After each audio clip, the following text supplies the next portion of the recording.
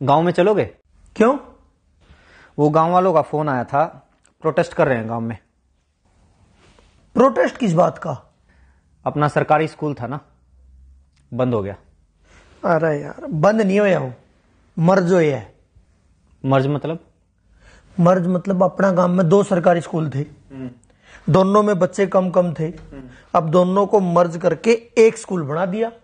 2 school थे, हाँ। एक स्कूल बना दिया। हाँ, एक स्कूल वो तो बंद ही हुआ है। तो मैं इंग्लिश में बोल रहा हूं। पूरे हरियाणा में 300 से ज्यादा स्कूल बंद हो गए हैं। पूरे देश में 50,000 से ज्यादा स्कूल बंद हो गए हैं।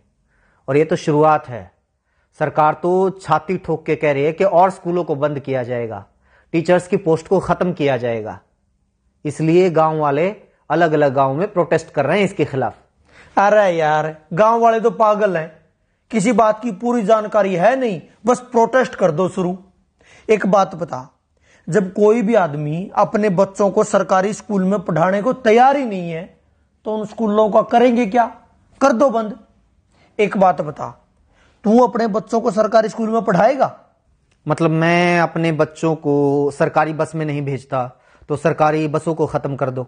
मैं अपने बच्चों को ट्रेन में नहीं भेजता तो ट्रेन को खत्म कर दो। मैं अपने बच्चों को सरकारी स्कूलों में नहीं भेजता तो सरकारी स्कूलों को खत्म कर दो। मेरे तो बच्चे ही नहीं हैं तो सारे देश के बच्चों को खत्म कर दो। ये क्या लॉजिक हुआ? अरे तू अपनी छोड़, एक बात बता, सरकारी स्कूलों में जितने टीचर्स हैं क्या वो अपने बच्चों को सरकारी स्कूलों में पढ़ाते हैं? उससे भी बड़ा सवाल यह है कि वो अपने बच्चों को सरकारी स्कूलों में क्यों नहीं पढ़ाते हैं?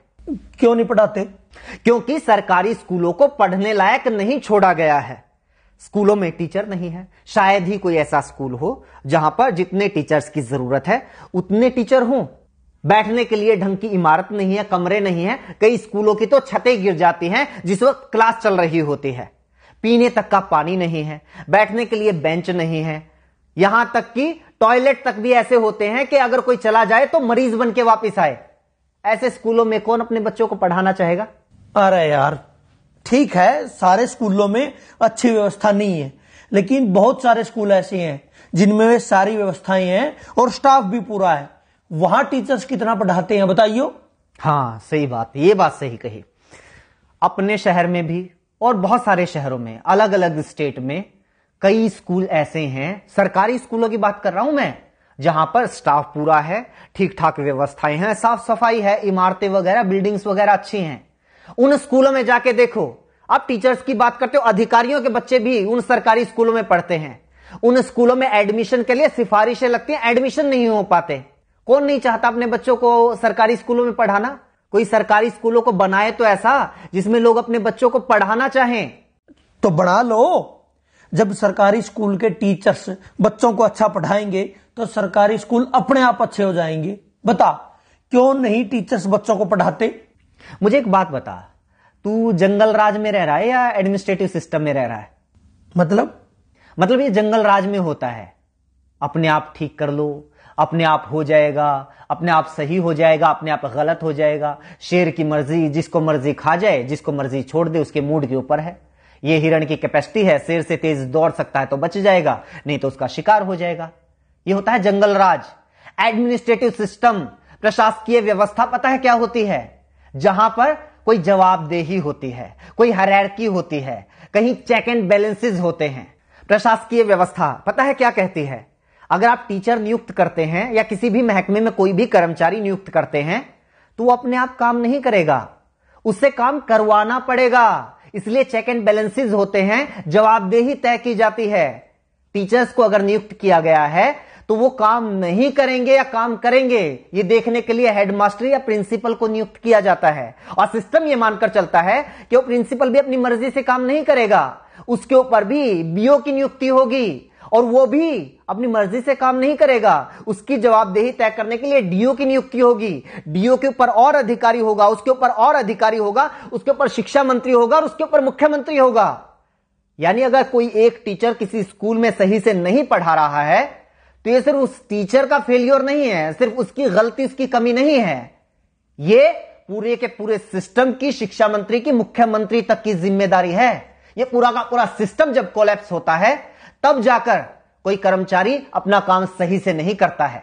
हद है यार, तुम तो ये कह रहे हो कि मतलब हिंदुस्तान के हरियाणा राज्य के जींद जिले के किसी तहसील के किसी गांव के किसी कोने में बने हुए सरकारी स्कूल में एक अध्यापक पढ़ा नहीं रहा तो उसके लिए जिम्मेदार शिक्षा मंत्री, उसके लिए जिम्मेदार मुख्यमंत्री है।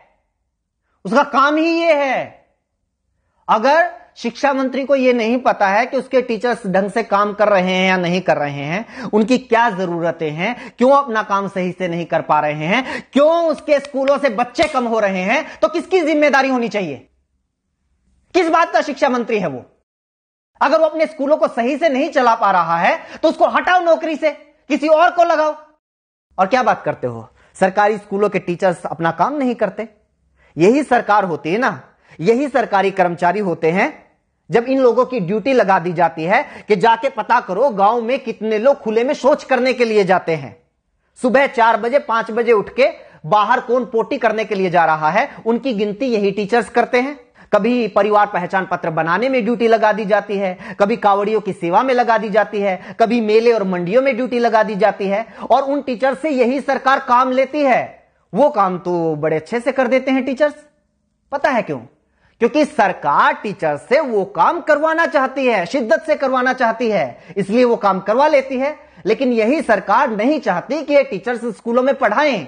इसलिए मैं भी मानता हूं बहुत सारे टीचर्स अपना काम ईमानदारी से नहीं करते होंगे, क्योंकि उनको पता है कोई चेक एंड बैलेंस नहीं है, कोई जवाबदेही नहीं है, और सरकार खुद नहीं चाहती कि सरकारी स्कूलों में पढ़ाई हो, ताकि बच्चे धीरे धीरे स्कूलों से अपना नाम कटवा कर प्राइवेट स्कूलों में चले जाएं, फिर स्टूडेंट्स की संख्या कम हो जाए और सरकार को बहाना मिल जाए, बच्चे तो आ ही नहीं रहे, स्कूल बंद कर दो। यह ज्ञान देने वाले बहुत मिलेंगे। टीचर्स पढ़ाना शुरू कर दो तो स्कूल अपने आप अच्छे हो जाएंगे। लोग रिश्वत लेना बंद कर दो तो अपने आप करप्शन खत्म हो जाएगा। लोग साफ सफाई रखने लग जाएं तो अपने आप स्वच्छता हो जाएगी। लोग प्रदूषण फैलाना बंद कर दें तो अपने आप पर्यावरण अच्छा हो जाएगा।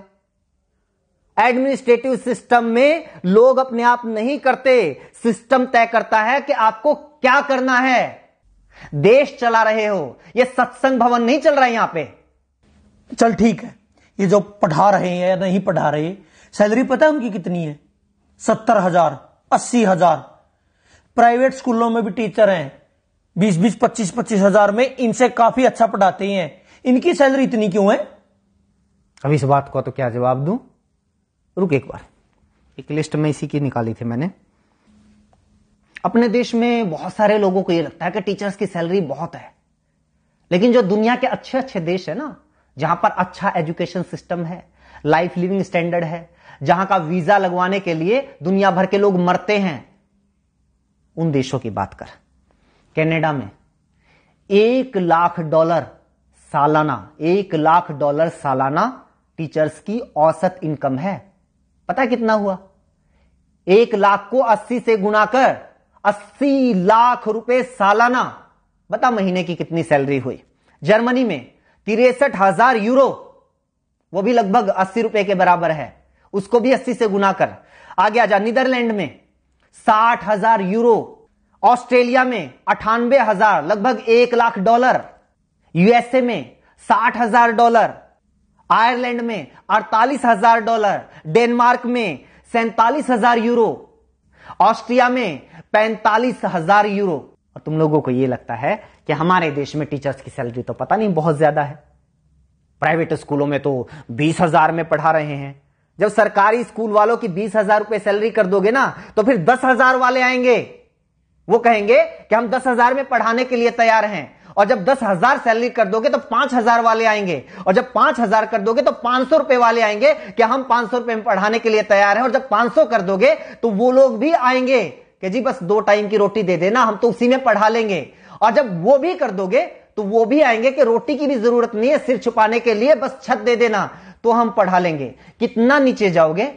बनना तो अमेरिका कनाडा है, लेकिन नीतियां तुम्हें सोमालिया जैसी चाहिए। इसीलिए तो हमारे देश के जो अच्छे वैज्ञानिक हैं वो मौका मिलते ही विदेश में कट लेते हैं, अच्छे इंजीनियर विदेश में चले जाते हैं, और अच्छे पढ़ाने वाले भी विदेश में चले जाते हैं। दुनिया का ढंग का ऐसा कोई विकसित देश उठाकर देख लो, वहां पर शिक्षा मुफ्त होगी या फिर बहुत थोड़ा बहुत खर्च करके कोई भी अपने बच्चों को अच्छी शिक्षा दे सकता है। स्वास्थ्य सेवाएं मुफ्त होंगी या फिर थोड़े बहुत खर्चे पर कोई भी अपना इलाज करवा सकता है। हाँ, ये आई बात, मुफ्त स्वास्थ्य सेवाएं मुफ्त, शिक्षा मुफ्त, ट्रांसपोर्ट मुफ्त। ये जो मुफ्त की रेवड़ियों वाला सिस्टम है ना, यही गलत है। क्यों दे भाई मुफ्त? एक तो ये बात गलती से मुझसे ही निकल गई, फ्री। फ्री क्या होता है? तो सरकार को टैक्स देता है। हाँ, 28% तक जीएसटी देता है, दूध दही तक के ऊपर भी टैक्स है, पानी तक के ऊपर टैक्स है, कहीं इनकम टैक्स, कहीं प्रॉपर्टी टैक्स, कहीं जुर्माना है, कहीं टोल टैक्स, गाड़ी लो तो टैक्स, सुई लो तो टैक्स, हवाई जहाज लो तो टैक्स, 50 तरह के टैक्स देता है। पैदा होने वाले बच्चे से लेकर मरने वाले आदमी तक इस देश में हर कोई टैक्स देता है। एक भिखारी से लेकर अडानी अंबानी तक इस देश में हर कोई टैक्स देता है। लेकिन बदले में सरकार क्या देती है? अगर बदले में सरकार हमारे बच्चे को एजुकेशन तक नहीं दे पाती, बदले में सरकार हमारे बच्चे को हेल्थ सर्विसेज तक नहीं दे पाती, तो किस बात का टैक्स भाई? बात पता है क्या है? आज तो तुम लोगों की थोड़ी बहुत औकात हो गई है कि भाई 5-10 हजार रुपए महीने के तो अपने चिंटू मिंटू को पढ़ाने के लिए हम दे ही सकते हैं, इसलिए क्या करना है सरकारी स्कूलों का, करो बंद। अपने चिंटू मिंटू की चिंता है, लेकिन वो जो मनरेगा के मजदूर हैं वो कहां से लेके आएंगे भाई 5-5, 10-10 हजार रुपए महीने की फीस? उनके बच्चे कहां पढ़ेंगे? मजदूरों के बच्चे, गरीब किसानों के बच्चे, उन लोगों के बच्चे कहां पढ़ेंगे जो लोग दिन में 100 रुपए कमा के लेके आते हैं और 80 रुपए का पौवा पी के सो जाते हैं बीवी को पीट के? वो बच्चे कहां जाएंगे? अगर ऐसी ही सोच कुछ साल पहले और लोगों की होती तो ना तो किसी मल्लाह के बेटे को अब्दुल कलाम देश के राष्ट्रपति बनना था और ना ही किसी चाय बेचने वाले के बेटे को प्रधानमंत्री बनना था। जाके पढ़ लो इन लोगों का इतिहास, जीवनियां। कौन से सेंट जोसेफ कॉन्वेंट स्कूल में पढ़े थे, इन्हीं सरकारी स्कूलों में पढ़ के इतने बड़े लोग बने हैं ये। और कॉन्वेंट स्कूलों में अपने बच्चों को पढ़ाकर चौड़ा होने वालों, याद रखना कुछ सालों के बाद अपने इन्हीं चिंटू मिंटू का नाम सरकारी कॉलेज, सरकारी यूनिवर्सिटी, सरकारी आईआईटी, सरकारी आईएएम, एनआईटी, सरकारी संस्थानों की लिस्ट में ढूंढते हुए मिलोगे। तब तो नहीं कहोगे कि ना हम तो अपने बच्चों को सरकारी यूनिवर्सिटी में नहीं पढ़ाएंगे, सरकारी कॉलेज में नहीं पढ़ाएंगे, हमें तो डीयू में एडमिशन नहीं चाहिए, पीयू में एडमिशन नहीं चाहिए, एमडीयू में केयू में एडमिशन नहीं चाहिए। तब भी पढ़ा लेना अपने बच्चों को प्राइवेट कॉलेज में या फिर प्राइवेट यूनिवर्सिटी में। पता है क्यों? क्योंकि प्राइवेट यूनिवर्सिटी से डिग्री करने वालों को तो मानते भी नहीं लोग कि ये सही डिग्री होगी, क्या पता फर्जी हो। ये रुतबा है आज भी सरकारी संस्थानों का, और कुछ साल पहले तक सरकारी स्कूलों का भी यही रुतबा था। लेकिन धीरे धीरे धीरे धीरे हालात ऐसे कर दिए कि आज सरकारी स्कूलों को बंद करने की मांग वो लोग कर रहे हैं जो खुद सरकारी स्कूलों में पढ़कर यहां तक पहुंचे हैं। मेरा ऊपर क्यों गर्म हो रहा है? मैं तो ये कह रहा हूं कि मतलब सारा सिस्टम ही खराब है। हाँ तो सिस्टम को सुधारो ना। ये क्या बात हुई? सरकारी स्कूलों को बंद कर दो, सरकारी अस्पतालों को बंद कर दो, सरकारी बस सेवा को बंद कर दो, सरकारी रेलवे को बंद कर दो। भाई ये सारी चीजें अगर सरकारी बंद हो जाएंगी, ये सारी चीजें प्राइवेट हो जाएंगी, तो फिर सरकार क्यों सरकारी होनी चाहिए? 20,000 रुपए में शिक्षा मंत्री भी मिल जाएगा, 25,000 रुपए मुख्यमंत्री भी मिल जाएगा। असल में तो फ्री में मिल जाएगा, असल में तो उल्टा मुख्यमंत्री शिक्षा मंत्री बनने के लिए पैसे देने वाले लोग मिल जाएंगे। इनको भी ले आओ प्राइवेट। सिस्टम को सुधारने की बात करो ना, टीचर्स को दोष देके नहीं नहीं बंद करो, इनकी ज्यादा सैलरी है। वैसे जितना इनका काम है ना, इनके लिए तो 10,000 भी ज्यादा है। मतलब मेरा चाचा का लड़का है, सुबेरे 8-9 बजे स्कूल में जाना, 2-2:30 बजे वापिस आ जाइए, संडे की छुट्टी, कई बार सैटरडे की भी छुट्टी, फिर होली दिवाली, मतलब छुट्टी पता नहीं कितनी छुट्टी होती है। तनख्वाह 60,000 70,000 रुपए। और यहां देखो दिन रात मतलब दुकान में काम करा, होली दिवाली कितने बार तो पता नहीं छुट्टी हुआ नहीं हुआ, 9-10 घंटे कम से कम दुकान खोलते हैं, दिन रात मेहनत करते हैं, तब जाके 2 पैसे आते हैं घर में। असली समस्या तो ये है ना, मेरी बुआ का लड़का सरकारी लगा हुआ है, मेरे चाचा का लड़का सरकारी लगा हुआ है, मेरे पड़ोस में सरकारी लगा हुआ है। पूरे मोहल्ले में एक बच्चे को नौकरी मिल जाए तो सारे मोहल्ले में आग लग जाती है। इस जलन का क्या करेंगे भाई साहब? बस लोगों को यह चाहिए कि भी हमारी एक आंख फूटी हुई है तो सामने वाले की दोनों फोड़ दो। और सरकार भी इस बात को बहुत अच्छे से समझ रही है, इसलिए तुम लोगों को बताती रहती है टाइम टाइम पे कि आज हमने किसानों की दोनों आंखें फोड़ दी, आज हमने मुसलमानों की दोनों आंखें फोड़ दी, आज जाटों की फोड़ दी, आज पटेलों की फोड़ दी, आज बैंक वालों की फोड़ दी, और अब ये सरकारी टीचर्स की फोड़ रहे हैं। तुम लोग खुश? लेकिन नागरिक तो उस दिन बनोगे ना, व्यवस्था तो उस दिन सुधरेगी ना, देश तो उस दिन आगे बढ़ेगा ना, जब खड़े होके कहोगे कि जी सामने वाले की जो दोनों आंखें हैं वो सलामत रहनी चाहिए और मेरी एक आंख फूटी हुई है उसका इलाज करवाओ। तब पता चलेगा सरकार क्या करती है।